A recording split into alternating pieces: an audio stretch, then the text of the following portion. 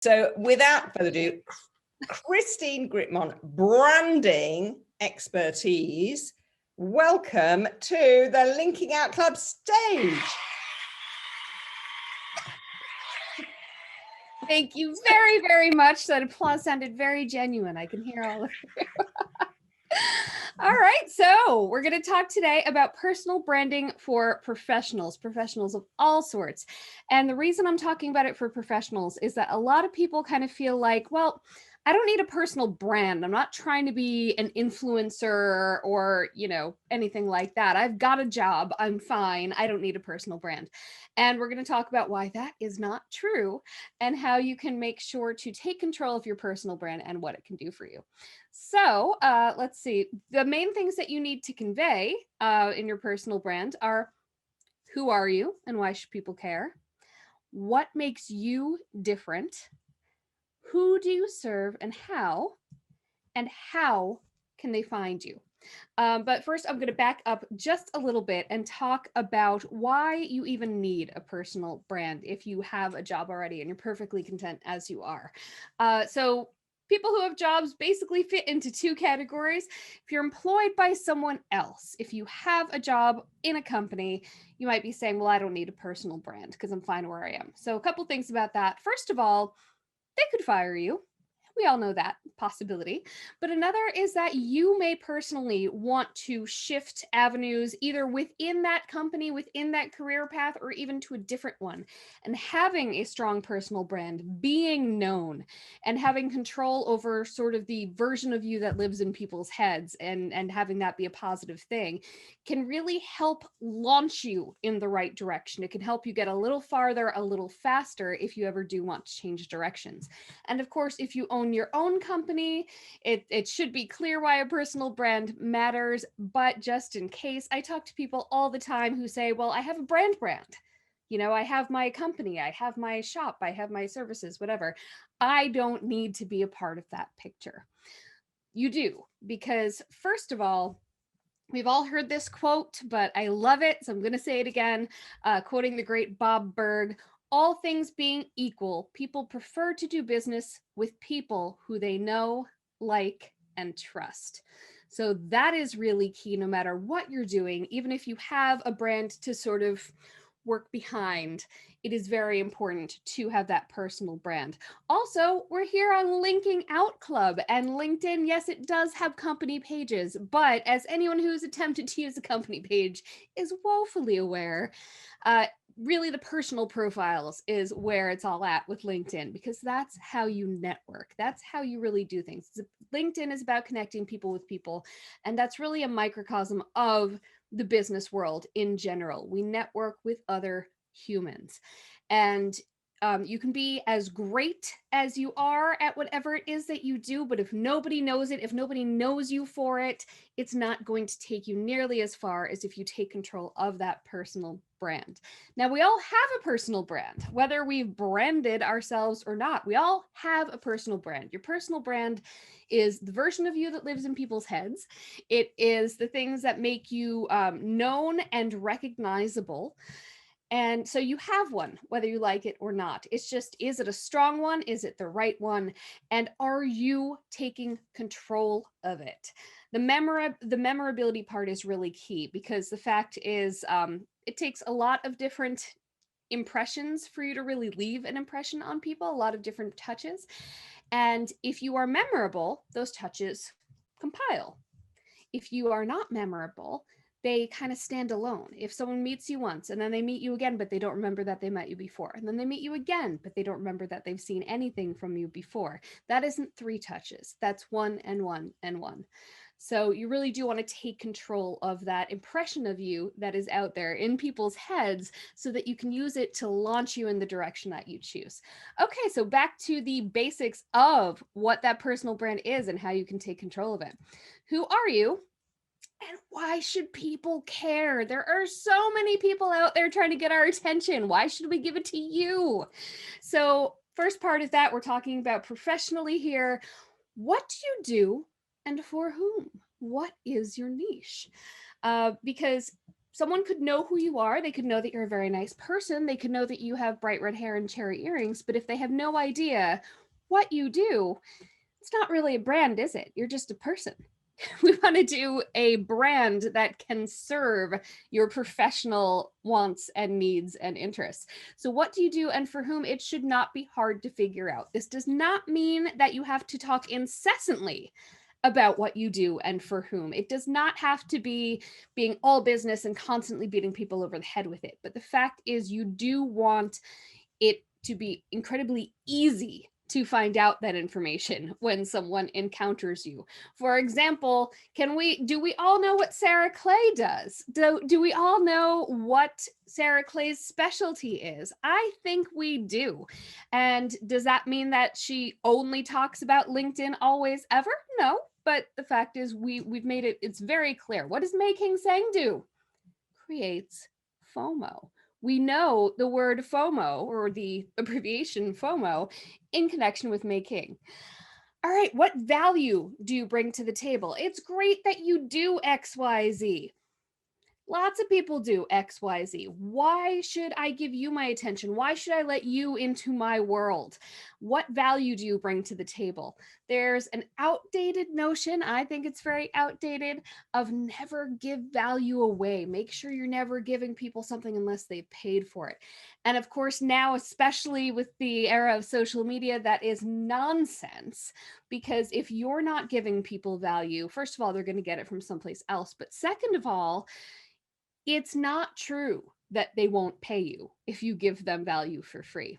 They'll actually be more excited to pay you for more of it.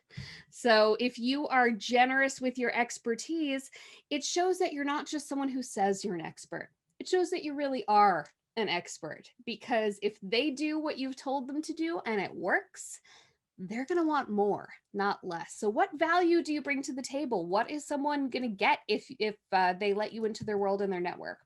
What are your personal brand values? This is really key, because it is a prism through which you should run anything that you ever do in a professional capacity. For example, it's a really core brand value of mine to be supportive and uplifting and woo and positive. And you're going to see that infused into everything that I do. And one of the great things about that is that that creates a continuity even when you're not specifically talking about work things. That creates a continuity in everything that comes out of you if it comes from your core brand values. Are you recognizable? This does not mean you need to dye your hair bright red. It does not mean that you can never change things.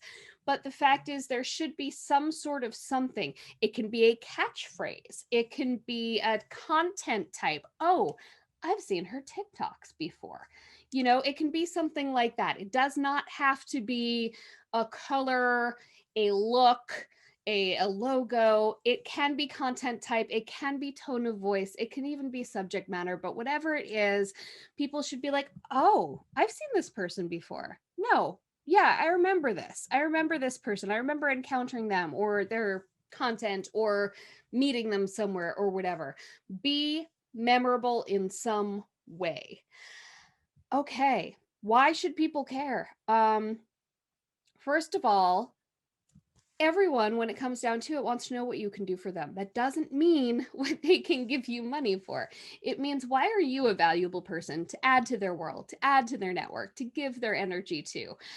What can you do for them? Always kind of come from a place of wanting to show up and add value to any environment that you are in, whether in person or virtual. What do they need? And why are you the one to deliver it? Again, it is about specific value that you bring to the table when you are entering someone's life and consciousness. What do you bring that's often missing? Mei King is really great at that, just to highlight her again, because one thing that's often missing from events and companies is that added element of other people talking you up and other people saying, oh, this is great, and making you want to get in on it. Mei King has done a fantastic job of branding herself in that space of what do you bring that's often missing. That is brilliant. And what can they expect to see or hear if they follow you? This gets a little more towards social media. Personal branding certainly goes beyond social media, but I'm a social media girl, so of course it's always going to have that slant with me. What can they expect to see and hear if they follow you? Again, that doesn't mean you have to be business, business, business all the time, but they should have some sense of, you know, is there going to be a mix of business and personal? What is the personal? Is it about food? Is it about your pet? Like, they should have some sense of what they're getting if they're adding you to their world. Who do you serve and how? We kind of dealt with a bit of that, but who are you for? And don't be afraid to talk about who you're not for. Identify that. Do not try to be all things to all people, because you will be nothing to anyone.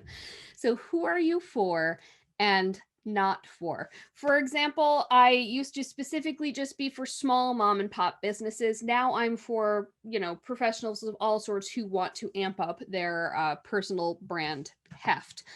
But who am I not for? I'm not for someone who absolutely refuses to step into their spotlight. I'm just not. Some people define the who they're not for a little more clearly. Some people are really unafraid of straight up turning people off. I myself have kind of a mix of business and personal in most of my accounts. So some of my personal stuff that I post may turn people off. And you know what? I'm okay with that, because that stuff is the very stuff that will resonate with the right people. What are their pain points? Speak to them. You know, one of the things that I speak to all the time for people is that they feel weird putting themselves out there. They feel weird getting their face out there. They feel weird promoting themselves in that kind of way. And I try to lead by example, but also by encouraging the heck out of them. I'm the very encouraging person. So I try to speak to that pain point by saying, but you're a rock star. People need to see you. What information do you want them to have? Because anything that you do, any communication that you have with someone, or anything that is passive that they see, is a piece of information. It's a puzzle piece towards that puzzle, that picture of you in their head that they're developing. So what information do you want them to have? What do you want to make sure is not missing? What would make them contact you directly? This gets a little more towards the business agenda side of personal branding, but what would make them take that step of not just passively following you, but of directly contacting you, directly emailing you or DMing you and saying, hey, you know, longtime follower, first time emailer. I get that all the time. It's fantastic, because whatever it is, they've been following, okay, fine, you know, and now something has pushed them over the edge to say, all right, I need you. So what would make them contact you directly? What would give them that little push? This is really the crux of it. I should not have put this last. How do you want them to describe you to others? This is really the crux of it, because again, personal branding is the version of you that lives in people's heads. So how do you want them to describe you to others? What kind of words do you want to make sure are in there? Make sure that those feelings and impressions are infused into as much of what you do as possible and the interactions that you have with people.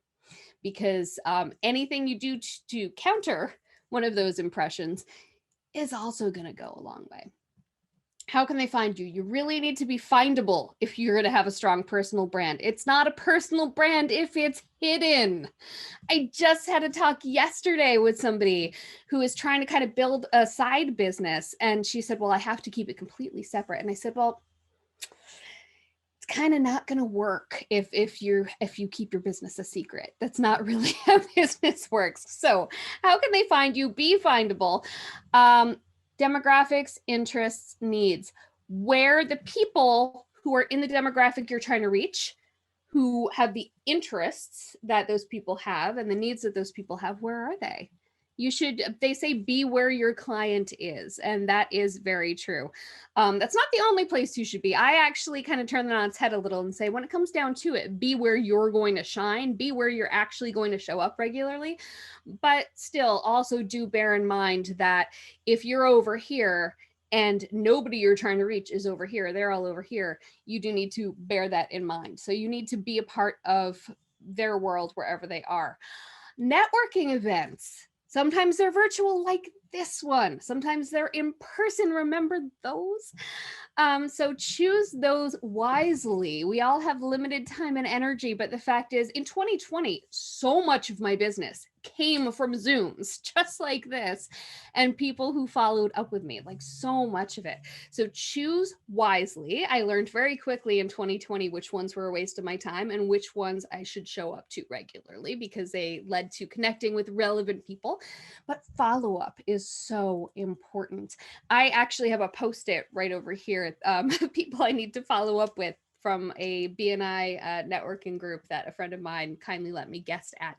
But choose wisely and follow up afterwards, because if you show up to a Zoom like this and you do your networking and then you don't follow up, you might as well have not shown up. The whole point is the connections that you make. LinkedIn versus Twitter versus Facebook versus Instagram. You don't have to be every place. Just telling you flat out, you do not have to be every place. But the fact is, even if you're not going to be a huge presence somewhere, tends to be good to at least have some sort of landing spot so that if people who are there encounter you, they at least get some information and know where to find more. I tell a lot of my small business clients that they do need a Facebook page because a lot of their businesses are of the sort where people are going to find them on Facebook, but a lot of them hate Facebook now. So what we do is we work on making that page as strong as possible so that it does as much passive work for them as possible when people find it. But then we make it really clear where they really are. Like if it's someone who's on Twitter all the time or who's killing it on Instagram, we make it really clear that that's where people should really go find them. Regardless, you should go into incognito mode on your browser so it's private and it doesn't know that it's you, you're not signed into anything, and Google yourself. See where you show up when people who have found your name look for you, and just make sure that all of those places say what you want them to say. Because people will find you that way, whether you want them to or not. Just make sure that it is giving them the correct impression. And if you are in a niche where there are specialty social media platforms, chat boards, or websites, like I work with a lot of realtors and there are a few real estate specific sites out there, make sure that you are in those places as well.